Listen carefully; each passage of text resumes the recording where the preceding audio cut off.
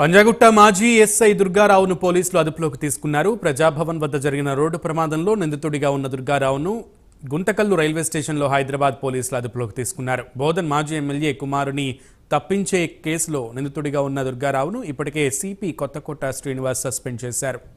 మరింత సమాచారం మా ప్రతినిధి కుమార్ని అడిగి తెలుసుకుందాం. కుమార్. Thank you Sunil. పంజాగుట్ట మాజీ సిఐ దుర్గారావును అయితే పోలీసులు హైదరాబాద్ పోలీసులు అదుపులో తీసుకున్నారు. ఏదైతే గుంతకల్ రైల్వే స్టేషన్ లోని హైదరాబాద్ పోలీసులు అయితే సీఏ దుర్గారావును అయితే అదుపులోకి తీసుకోవడం జరిగింది.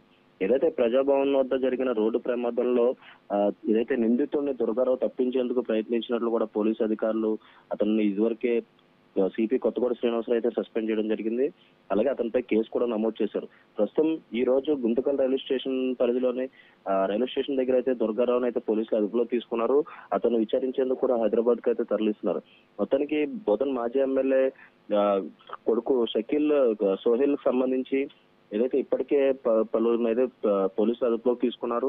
అలాగే ఏదైతే బోధన్ సిఐ ప్రేమ్ కుమార్ తో సహా అలాగే పంజాగుట్ట మాజీ సిఐ దుర్గారావును కూడా సస్పెండ్ చేశారు. అలాగే ప్రేమ్ కుమార్ కూడా అదుపులోకి అయితే తీసుకుని అతనైతే విచారించడం జరిగింది.